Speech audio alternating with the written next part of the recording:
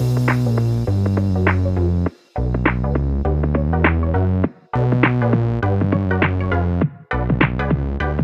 welcome everybody to another episode of Chris and Dave's Reality TV Cast. I'm one of your hosts, Chris, and my co-host and very good friend is Dave. Hey there, Chris, and hello to our listeners out there. Welcome to Chris and Dave's Reality TV Cast. We are covering Love Island UK Season 11, Week 4, and episodes 21 through to 26, Chris. Now, where would you like to start today? Well, Dave, I know in the past we've talked about various, characters that dominate the show. We had, Gemma Owen for a few weeks, didn't we, a few years ago, and I laid into the fact that you could tell it was a dad had, got her in there and blah, blah, blah. I am sick to death of Joey fucking Essex. I am sick to death of him. He obviously is a ninja. You said it last week. You're right. He's a ninja at reality TV. I've seen it all. Everything he's doing this week is bullshit. And him and Grace, we both said this, have got some sort of relationship going on, even with what we're going to talk about happened this week. The guy's a clown, and honestly, I don't know what it is, Dave, but it's not sucking the enjoyment out of the show, because there's been some bits this week which I've loved because the producers have gone, hang on a minute, we're going to get you here. But it's just been totally dominated. And when he's doing things, it doesn't seem real. And then he's acting like he doesn't know what's going on. And I'm like, fuck off, So I don't know where you are, but I am sick to death of just his whole interaction on the show. Yes, initially, he's the hero we needed, at that time. But now, just get rid of the fucker, just go into the abyss like Batman did for 8 years and do something, because I am sick of this clown. You throw me off with just that last bit there, the whole Batman thing. But I think we did talk for it or to it quite a lot last week, didn't we? Where we were saying he's just this is his career, the reality TV, so he knows how to play it. It's not really fair when everyone else isn't on the same level as him.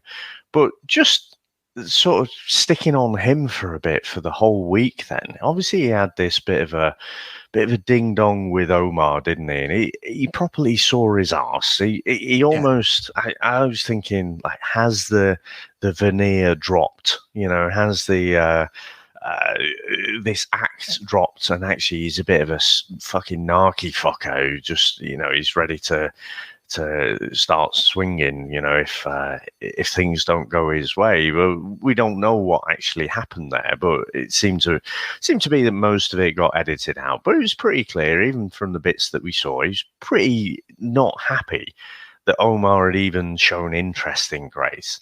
And then the same thing with Connor.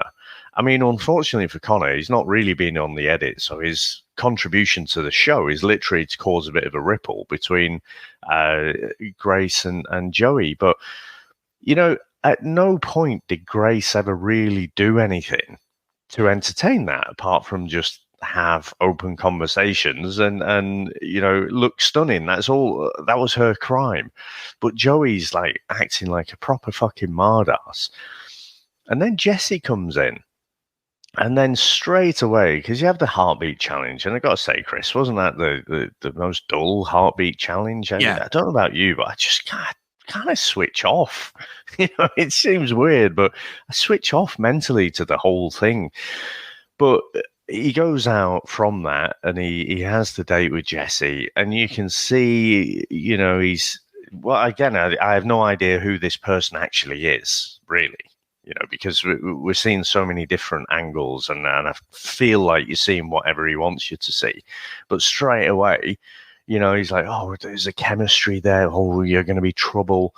And he's telling the boys, oh, my head's scrambled and this, that, and the other. He's been seeing Grace. Now, whether we think, as we speculated last week, that he's probably in a relationship with her before, and that's why he wasn't kissing Sam at all, and so this was all very much set up, whether we think that, but there was definitely a deeper connection before. And I'll come on to Grace as well in a bit, but he's straight away he's on Team Jessie, and then he's making the excuses then, isn't he? He's completely flipping it around. It's like, well, we're not coupled up, we're not boyfriend and girlfriend, so all I want to do is have conversations, which is utter bullshit, because you can see what's going on there.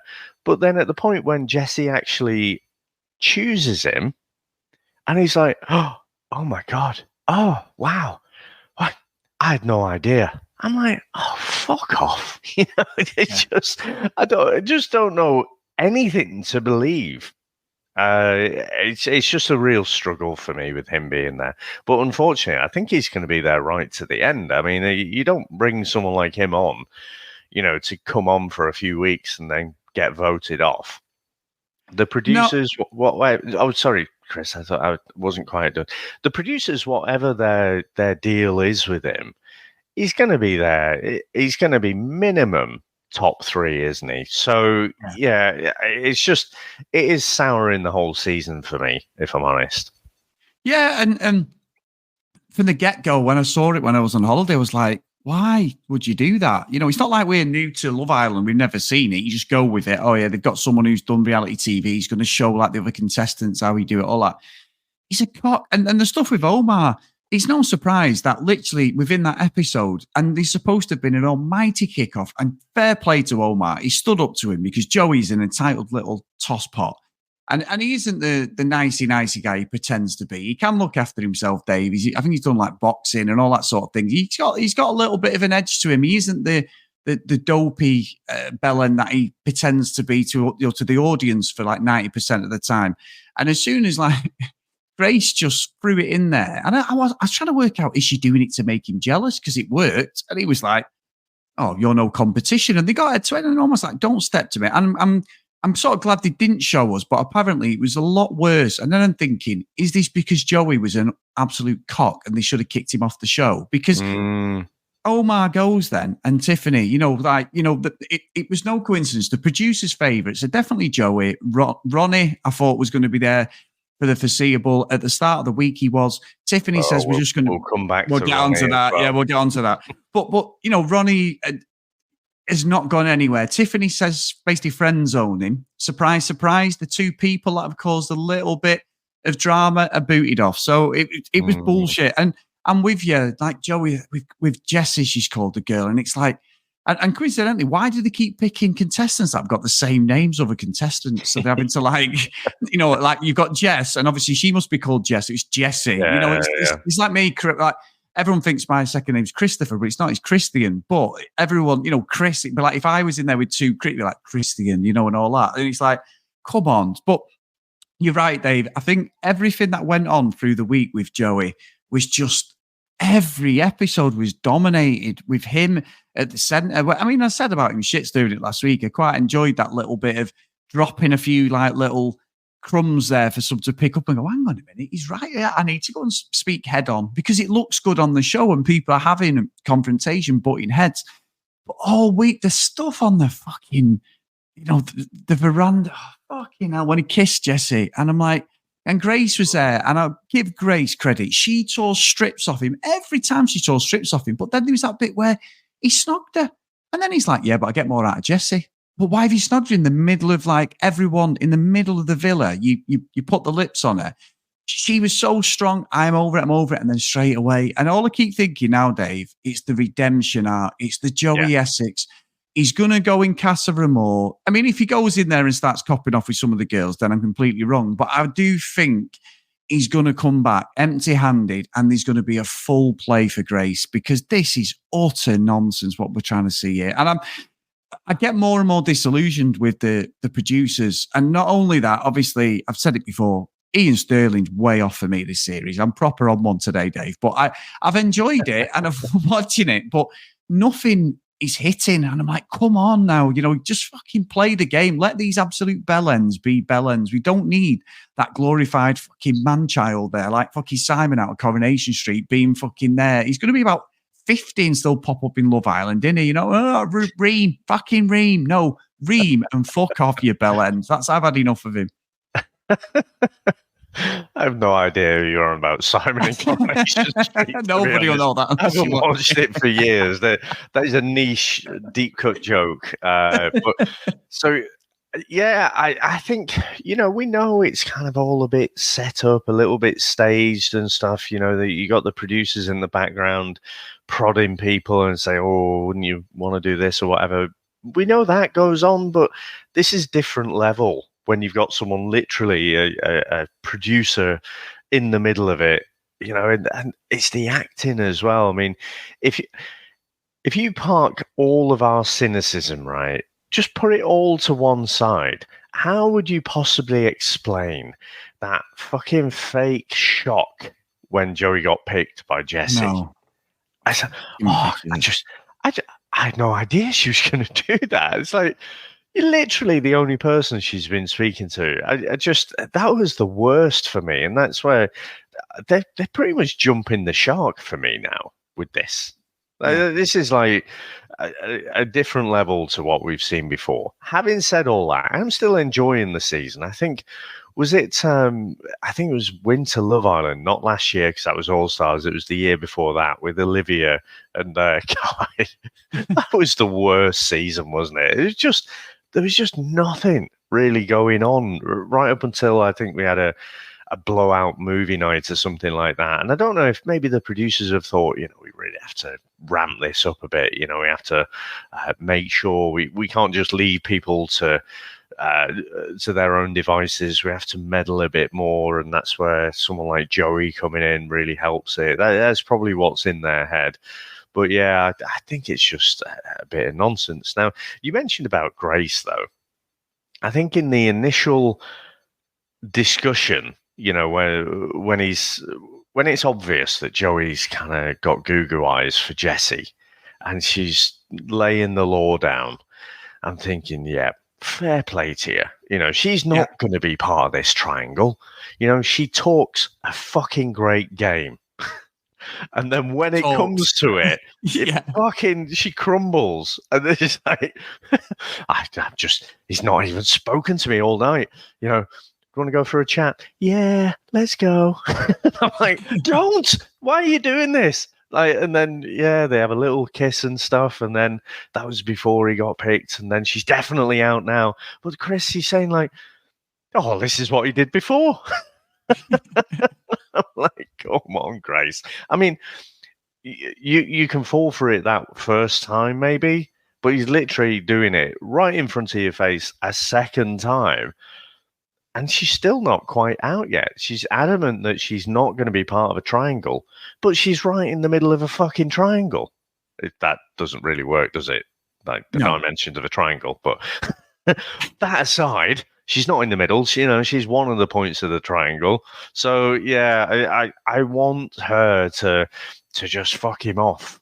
But I'm with you. This is the redemption arc. Post Casa Amor, we're going to see them together again. Yeah, I think so. 100%. And we've seen it, been there, got the T-shirt, haven't we? I mean, I suppose for the purpose of the show, what would be perfect was for Grace to actually get with somebody. Joey comes in, oh, fuck it. But I think this is premeditated. I think everything's just done for a reason. It's like, I think what Joey's trying to do is show that he isn't like playing reality TV, but he is, if you know what I mean. Like, he's trying to come across to us as the audience that, all right, I've been on all these shows. He's trying to make us look like fools, but I've just come in for love. Bull fucking shit. There is nobody coming for love. Let's be honest. We love the show. We love the nonsense, but nobody. It's not the first thing. If I was single, I'd be going, you know what I need to do? I need to go on a reality TV to find real love. No, you're not. You're there for the platform. And I think for as long as the show's on, it's like fish and chip newspaper stuff, like the old saying, but it is, once the show's finished, nobody cares, do they? Like we don't care really. And we almost forget some of the contestants, some of the memorable ones you remember, some of the little things. But look, it is what it is. And I think what offshoots from this though, Dave, is because he's involved in all the other relationships and he seems to be the one everyone goes to, don't he, for advice? And I'm like, please don't ask this clown for advice. He's got about as much fucking knowledge as the back of a fucking stamp. There's nothing there. It's like, you've got nothing. And anyway, we've talked about this clown for enough as it is, Dave. He is the bell end of the week for me. It's not even a close one. Yeah, we'll come on to that because he had his little king, like he looked like fucking Burger King, well, didn't he? So he did, Dave, because he's a fucking whopper. Let's be honest. Throw it in there. It's just too easy of a layup, that, but it's true. What a fucking dick. Oh my God! But I mean, so sticking. There was quite a bit of drama, like not anything massive, not like a movie night or anything, but there were different little things going off, weren't there? And I'm thinking about the Never Have I Ever Yeah. little activity there, which always goes well, Chris. Always goes Yeah. well. Why wouldn't you play that? And so, what did you reckon to how it all went down with, it all seemed to go off around Kieran. And it was I think the question was, never have I ever slept with someone 20 years older. And Kieran takes a drink. And it turns out that when he was 18, he slept with a 48-year-old, which some of the other Islanders thought was hilarious. And Kieran he seemed to be a little bit embarrassed by it. But to be honest, because of some of the other stuff that had gone on, I feel like he was just, if Nicole wasn't there and he was just out with the lads or something, out with mates, then he wouldn't have been embarrassed by it. But he had that kind of look about him that was like, oh, fucking hell, I'm going to get it in the neck here. Because, Kieran and Nicole, fucking hell, they all over the shop. I know we'll probably come on to them a little bit more later, but it just felt to me like he was embarrassed and he thought he was going to get it back in the neck. So he started getting a bit defensive, and then it all kind of went off between him and Harriet. So how did you see that one? Well, I am not seeing the show that people are online, and I'm well aware of having a pop. It's a very fine line on these reality shows with bullying. We've called it out a few times, haven't we, different people. With Harriet, though, she literally cannot take any criticism, but she loves to give criticism. And I can't work out where all the support is for her. She's a spoiled fucking brat at the end of the day. And I think she thinks she was the main character, because certainly by the end of the week, some of the stuff she was saying is she was fucking packing her bags and saying, see you later.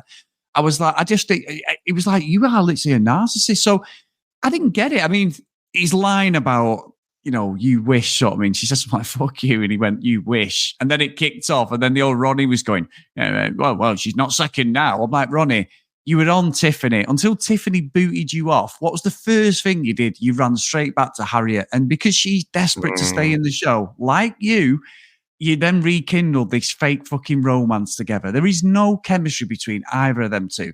But then he sort of tried to stick up for her and she went off and she was crying. And then Jess was like, she just can't take it. She can give it, but she can't take it. And I do want to talk about Jess later. But I think Kieran was defending himself, like he's got defensive. But she started that. She was being a bellend.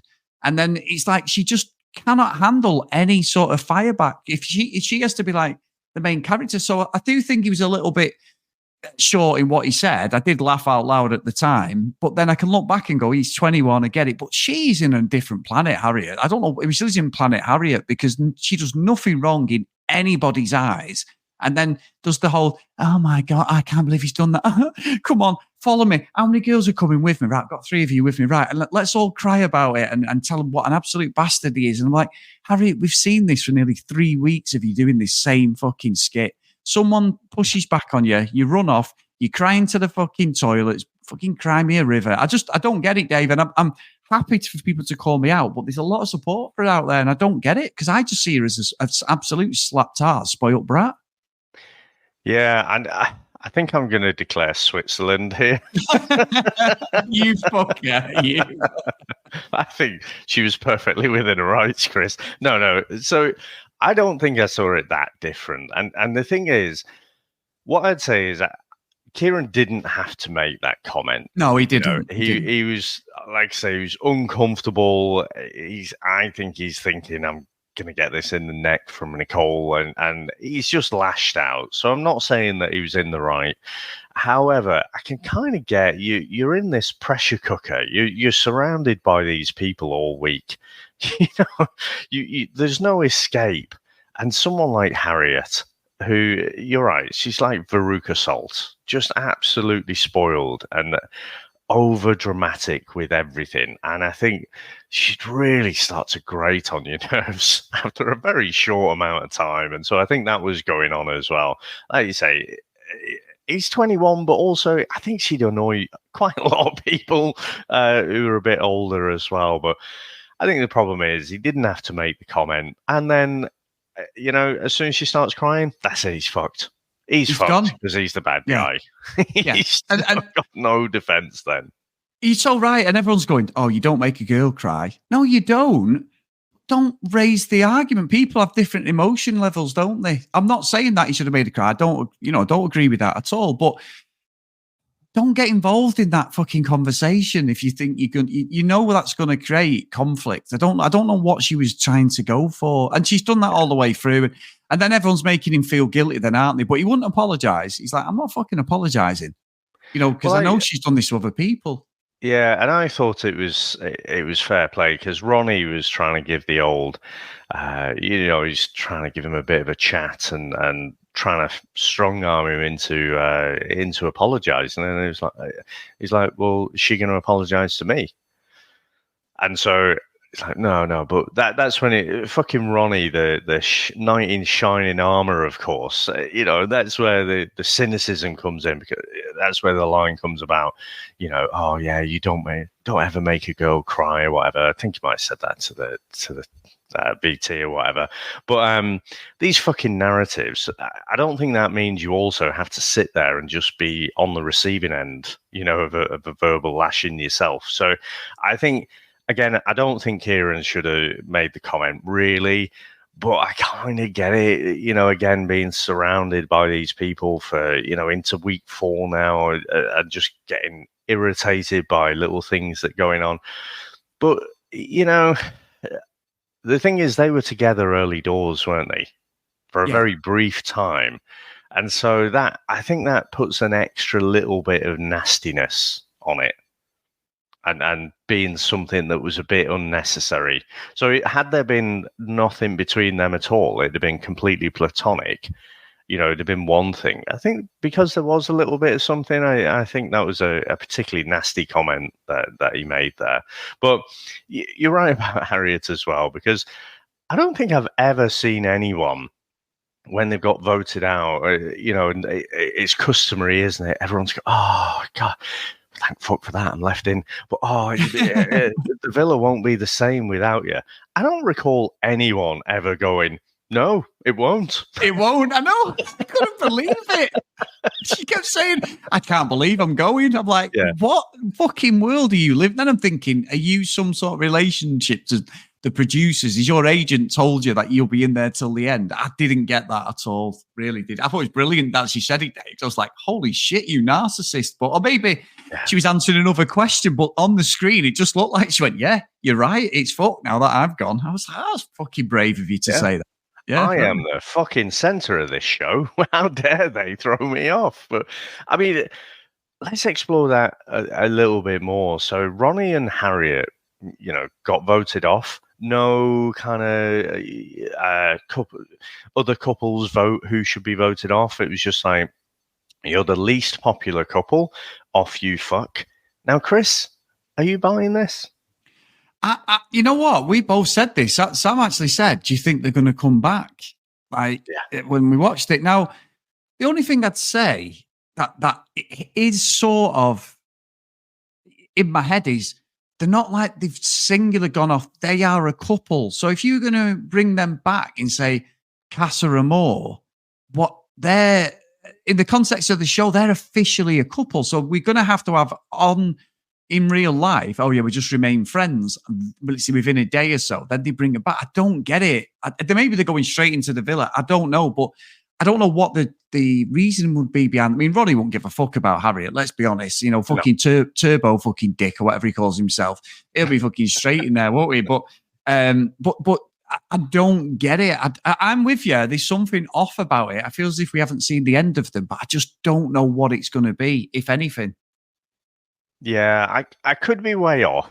I just feel like it was so sudden, and for two characters who are your classic Love Island fodder. They're the people that you kind of want in there. They're a bit like Harriet said how she's Veruca Salt, but very, very messy.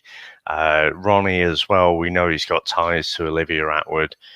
And again, the finality of it, just because it was so sudden, Normally, if the producers don't like the way the vote's gone, then it's okay. Like Islanders, you choose, or you've got to get rid of one boy and one girl from a different couple. They fucking manipulate it, don't they? Whatever the rules are, you cast your vote, but you don't know what you're casting your vote really for. So I could be way off. It's not like it's. If it was Joey, let's say it was Joey and Grace got voted off, okay, you'd say definitely there's a good chance they're going to come back in Casa Amor or something. But that's just something off to me. And it's so close to Casa Amor now. I kind of feel like they're both going to show up on the opposite sides. Dave, I swear to God, I wouldn't be surprised. It's just something not right about it. I'm with you. Honestly, I am with you. I just can't work out where the logic would be to insert them back into the show, if that makes sense. Yeah. I again, it's more because I think they are people the producers would want to keep on for longer. And they did it with Zach and Molly, didn't they? Yes. Last main season. So that's why I think they're going to do a double this time. They tweak the rules ever so slightly, don't they, from previous? Yeah. They don't ever completely change everything. So the fact that they brought in Molly last time just makes me think, okay, they're going to bring them both back this time. Yeah, you could be right. So you did say before about Kieran and Nicole. So this week we got the L word, Dave. Apparently they're madly in love. I'll be honest with you, every time they interact, they always end up fucking arguing. So they're always bickering, and maybe like most fucking marriages, Dave, I suppose. But they're at that stage. They're not at that sort of. They seem to be past the "I love you, I can't get enough of you, I want to rip your clothes." Obviously, they can't really rip the clothes off because they're in the villa, other than throwing a blanket over them. But I don't know. They seem to bicker a lot. And Nicole seems very insecure, doesn't she? And he doesn't do himself any favors or actually calm any of her insecurities at all, does he? He literally speaks so slowly and he just doesn't give a fuck, does he? He's so laid back, and that just infuriates her. And she does see things that I don't think I've even seen in the villa. However, I don't think these are going to make it. I think that the location of them being together, they've got a good chance, and they could make it. I could be wrong, but I just don't see it. I don't see anything between them, if I'm being honest, Dave. Chris, I think these two, Kieran and Nicole, are the perfect couple to go into Casa Amor. Because I think it's for the last few seasons, there hasn't been anyone that's really that strong. So the stakes are lower for Casa Amor. And especially if I think about that very first season that you and I watched together, season 5, and you had Michael and Amber, who seemed almost rock solid, and then they had some weird small little argument just before Casa Amor, and then it created a massive scandal, and that was probably one of the biggest features, apart from Curtis and Amy, I guess. But that's, for me, what you need. You need a strongish couple going in there, and then coming back from Casa Amor, you've got a fair bit of drama coming out, so... Yeah, I don't think they're going to make it. They've got this kind of passionate but toxic kind of energy between them, and I just think that Kieran's head's going to be on a swivel when he goes in there. He's not going to last a day, I don't think. So I'm quite. Just because I'm a bit of a see next Tuesday, I can't wait for them to go into Casa Amor, to be honest, to wait to see the fallout. Yeah, I think we're going to see a few relationships under the... I said all along, I think Kieran will kiss another girl, Dave, 100%. 100%. So what do you think, Dave? Because I thought Ayo and Mimi as well. I think Mimi, she has got some top memeable looks, when things are going on and the girls are being dramatic, or the guys, they always seem to pan the camera to her, and she almost breaks the fourth wall and looks at the camera as if to go, fuck me, really? Come on. Honestly, but... I think he knows that Casa's coming, and some of the comments on Friday's episode was basically, "You are the perfect person for me at the moment." Right now. Right. And I think the Uma thing still isn't completely finished, and I think from both sides, not just from his side, I think from Uma's side as well. But I don't know where it goes with him because I think I don't know whether he's going to cheat when he's in Casa, but I think if Uma was there on her own or something like that, I think that relationship would open up. But I can't. He speaks very well, and he's not like how Ronnie's been or anything like that. But he is sort of playing Mimi, I think. Yeah, I think we saw it with the triangle, didn't we? That he speaks so much better. Like someone like Ronnie's a bit clumsy, and he basically tells the person exactly what they want to hear, and then he goes off and tells someone else exactly what they want to hear, even though they're contradictory. And he seemed to broadly get away with it for some reason. But with Io, I just feel like he was better at it. So he was being very, very clever with his words and non-committal. And he sort of got away with it until he didn't, and then he hasn't really seen any fallout from that. But yeah, it's weird that, isn't it? Because Mimi seemed to get reassurance from that whole conversation. I think all of us watching it are like, that shouldn't be a reassuring thing. He's sort of left himself with a bit of an out there. So yeah, I think I will be one to watch. How does he react? I do think his head could be turned, but let's see. Yeah, no, I'm with you. And then Uma and Will off the back of it, not really much going on there, is there? They're in a relationship. I think it's the classic Love Island tale, of a couple being together for the show, if I'm being honest. Yeah, I still think there's something there with AU, and yeah, just nothing's gone on. They've survived a couple of evictions, haven't they? Yeah, and they're still in there, so they're obviously popular. I think Uma's quite popular with the public, and that's fine. But I think we'll see. Let's see with Casa Amor, because Will's not really shown any personality, has he? He came in as a bombshell, and he's not done anything really that you're going to go, yeah, it justifies the relationship. But unless this stuff, again, they're just not showing us, and they're really happy together, and they're laughing and joking and all that sort of thing. But I've not seen anything that we've seen in the edit to justify them as a like a power couple. No, you're right. They seem okay, don't they? They seem to be coasting a little bit in there, but you don't see any massive chemistry between them. No, I don't know. I could see, potentially, one half of the couple. I don't know which half having their head turned in Casa Amor. I don't think they're rock solid by any stretch. No, I'm with you. And what about Thingy Day? Because this week we've had a lot of Sean and Matilda, and we've had a lot of shit chocolate jokes. I'll just throw in there, Dave. I've just made up on the spot from Ian Sterling. I'm just going to make this up. Well, Sean's got Matilda. It's like he's opened a Willy Wonka and he's got the golden ticket. No, Ian, these jokes were shit the first week. They're still going on the fourth week. Come on, son. Get your act together. They're fucking rubbish. The Candyman is not delivering with the jokes. We need to see more.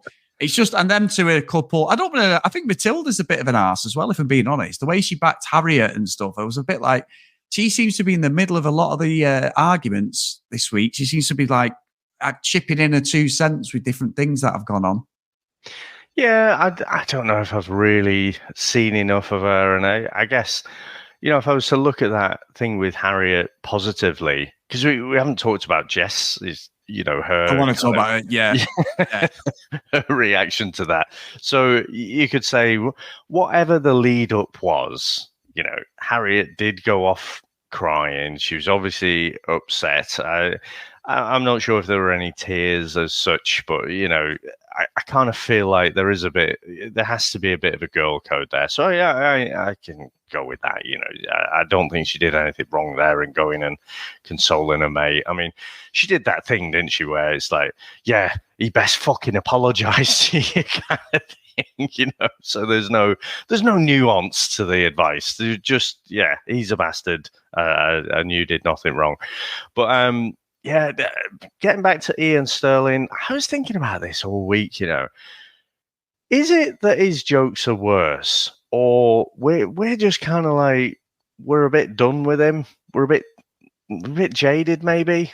Just maybe, yeah. He's actually the same as he was before. Maybe the jokes have been toned down a little bit. Possibly. But yeah, because he's taken a theme and ran it into the ground lots of times before, hasn't he? Yeah. I think almost every season I can think of, he'll pick a theme, for a particular person, and then it comes to that person, and then he's got a variation on that theme. So I don't know. I think it might be us watching it and just getting a bit bored with him. And I do feel like, yeah, it probably could do with another comedian coming in. I don't know. There's so many good voiceover comedians, isn't there? I used to love. Do you remember that Walk on the Wild Side? Yeah, Where yeah. it's just a wildlife program, but then you've got all different comedians like doing silly gags and stuff. It feels to me like they do need to freshen it up in that respect. Do you remember when we used to watch things like Love Island Australia and Love Island USA, and it's like, oh god, it's just these guys just aren't Ian Sterling. And I again, I'm on the fence as to whether it's him being off or it's just our expectations have changed a bit. Maybe. And you're right. It could look, we tee ourselves up as two middle-aged grumpy men. People might listening might be going, Ian Sterling's finger used to Yeah. a pair of bell end, and it's more me than you laying into him. But yeah, I suppose it's one of them though. There's only so many times he can go to the well with the same jokes, can't he? About that, like Well, you really, say that. You say, well, yeah, we're here again. So maybe it's just me being a bit of a miserable get. I don't know, Dave. I'll take the abuse if it's all on me. But what about Dave? Online. So let me give a little bit of context. Jess is from Stockport, literally 3 or 4 miles from me. Now, she's not very popular with a lot of the girls. And online, I have seen the word bullying from aimed at Jess consistently throughout her stay, in the villa. You look on like all the official channels for Love Island, they all get Jess out. How is Harriet gone and Jesse's in? I'm happy to be called out on this. I don't know what's going on because whether it's a regional thing and I sort of get her directness, but sometimes she said stuff, and I think there is a bit of nastiness, and sometimes she's tried to be like the main character, like most of them, like what we said about Harriet. She said the same thing, Jess, like she's amazing and all this thing. But I think she's got Harriet's number. And I thought when the Kieran thing, she was right. She said it again. It was a little bit fake when she was trying to help her pack her bags and Harriet was having none of it. But I'm not seeing that angle of her, Dave. And I don't know what it is, whether it's just a blind spot because she's from Manchester. I don't know. So call me out. What do you think on her? I think she comes across at times like she's looking down her nose at you. Yeah, that's the thing. She's got this kind of I'm superior energy to her. I think that's maybe what people are picking up on. But and the thing is, when she was when Harriet ran off crying and she said, if you can't take it, you shouldn't give it. I think you and I have probably heard that maybe 1 million times in our lifetimes. Yeah. We've met many people who are quite willing to throw it out, but can't take it coming back the other way. And so when that is the case, you just don't have any sympathy for them because it's like, well, if you can't take it, don't, genuinely don't throw it out. So I don't know.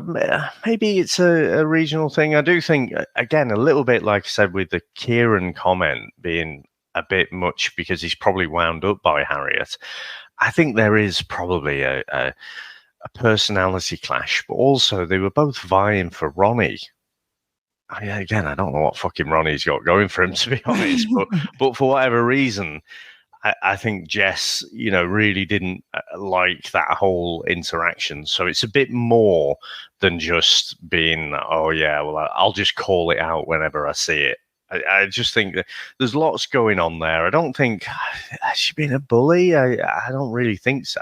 I think when Harriet's gone off, she's essentially, it's not like she's chased after her, and sort of giving her a verbal lashing. So yeah, I don't really see the bullying thing, but I do see that, she does have a bit of arrogance looking down her nose at her. She's not humble. She's got no humility about her at all. And I don't know if it's maybe that people are picking up on. Yeah, and I'm with you, Dave. I'm not a massive fan of her personally at all, but we would have called it out. I think I've certainly not seen anything resembling like bullying. I just feel it's one of them. Harriet's just a fucking spoiled child. And I felt at times, maybe she did overstep the mark, the whole situation, with Ronnie was bullshit. As you said, I couldn't understand your choice in guys. Jess is terrible because Ronnie is not that guy, and then she does get with this Trey guy, doesn't she? Again, feels a bit forced. I'm with you. Yeah. I completely agree on your whole character assessment on Jess. I really do. I think she's got no humility, everything, but I've just not seen the bullying. And when she's called Harriet out or any of the other people, she's not been that far wrong she's basically just being real going off. She basically do what I say about Mimi, where when they start the drama and it's like all about me, she goes, oh, for fuck's sake, here we go again. That sort of thing. But I could be wrong. So, email us if you feel that or contact us because I'm really interested in what people think. Yeah, and I think it depends on what your own perspective is, doesn't it? I mean, maybe there are people watching this thinking, well, Harriet's just done nothing wrong at all. Whereas, she kind of grates on us a bit because of the whole Veruca Salt thing. So maybe if that wasn't there, you'd have more kind of sympathy for Harriet's side. But since we don't, we're transparent about where we are. Our opinions, like always, they're not the right ones. They're just how we see it. And I think some of the interactions, I can definitely see that you're watching them, and depending on what your own perspective is, what your own life experience is, what your circle of friends is like, you'll see it a little bit differently. So, and that's one of the things that makes it quite entertaining. Unlike watching England play, Chris, it does make it entertaining and understanding how other people are seeing it as well. Yeah, no, I'm with you. So honestly, thanks for the perspective, and everyone else, out there. Give us a shout, whatever you think. I'm interested in what the reasoning is behind and where we're wrong or I'm wrong. But anyway, Dave, we live to fight another day. So have you got anything else before we ride off into this week's sunset? No, I mean, I am. They teased on Friday night, didn't they? The Casa Amor. So, like I say, the one couple that evilishly, devilishly, something like that. Looking forward to is the impact on Kieran and Nicole. Yeah. But yeah, it is going to shake things up a little bit, isn't it? So no, looking forward to that, and can't wait to get into week 5. Let's do it. So big thank you to everyone. If you want to email us, cdrealitycast@gmail.com. If you want to post on social media @cdrealitycast, please get over to Facebook, Chris and Dave's Reality TV Cast. Come and join us over there, guys. All the episodes are available if you're outside the UK, and we do actually have a NordVPN discount as well in the show notes today. That'll help you if you do want to get on the ITVX apps and watch and catch up on Love Island. If you do want to support us, please get over to patreon.com/CD RealityCast. So the roll call of honor and a massive thank you to everyone who supports the podcast. We really appreciate it. To Stacey, Sinead, Jessie, Kathleen, Sims, Andrea, Nick, Danielle, Kim, Amanda, Larissa, Helen, Nicola, Fiona, Maggie, Zoe, Gillian, Keith, Helen, Chloe, Joanna, Libby, Susan Hennessy, Lauren, Lucky Lulu Green, and Kent Gustafson. So thank you so much, guys. Amazing support for me and Dave. We really appreciate it. And let's do week 5, Dave. Sounds good, mate. Well, what I'd say is someone did pop in the chat earlier this week about maybe Chris and Dave have got a musical number to finish off with. So I did put one together for old King Bellend himself. So I think we'll play out to that. But thank you very much, sir. It's been another great chat, and I can't wait to get into next week as well. Thanks to all our listeners out there. Thanks to all our supporters, and we'll speak to you next time. Bye.